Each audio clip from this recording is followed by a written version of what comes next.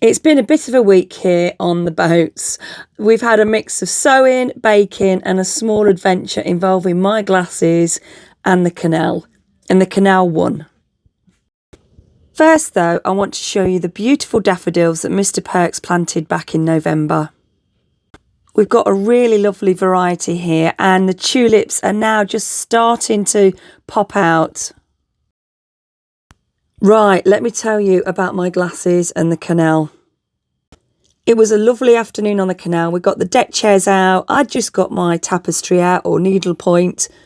Mr. Perks had got himself a beer and I managed to knock everything over and in the meantime lose the glasses that were sat perched on top of my head.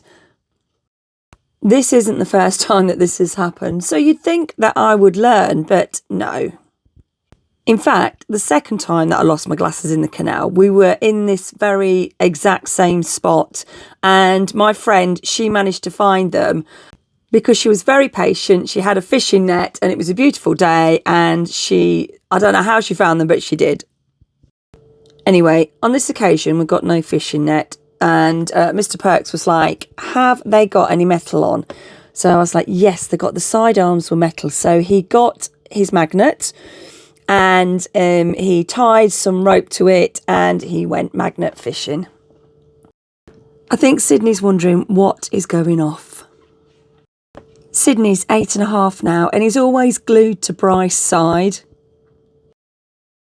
We thought we got success. Bry found something, he could feel something on the end of his magnet.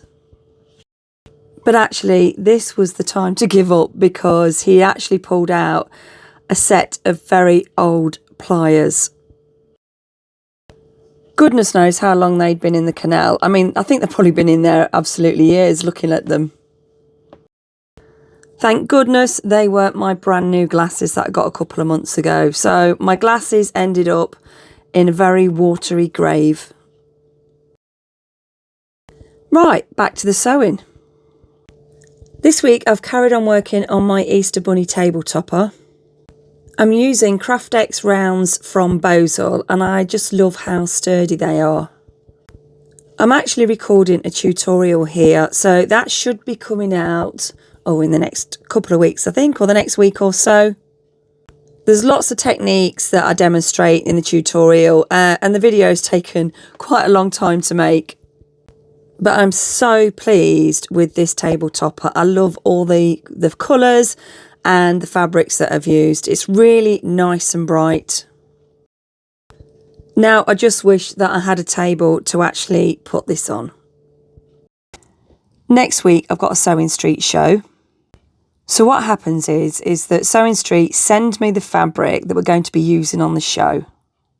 I then make up part of the samples so I can demonstrate the other part when I'm actually on the show. I also made a video that I loaded up onto YouTube this week about how I get ready for Sewing Street. This is the bag that I take with me. I like to have spares of things next to me, just to the side and off camera, like spare needles and bobbins and friction pen, etc. And I finished my 30-day challenge of decorative stitches. Actually, I think I've probably finished that the week before.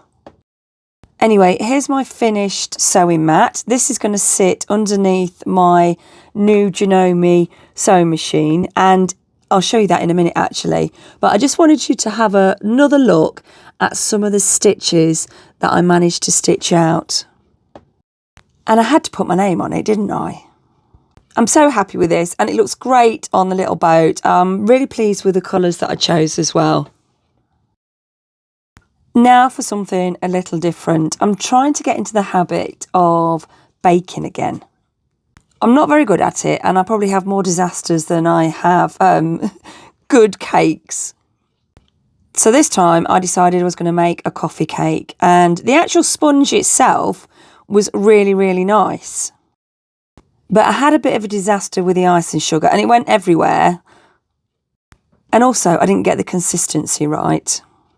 The other mistake I made was to put some strawberry jam underneath the icing in the sandwich and Mr. Perks said it looked like roadkill.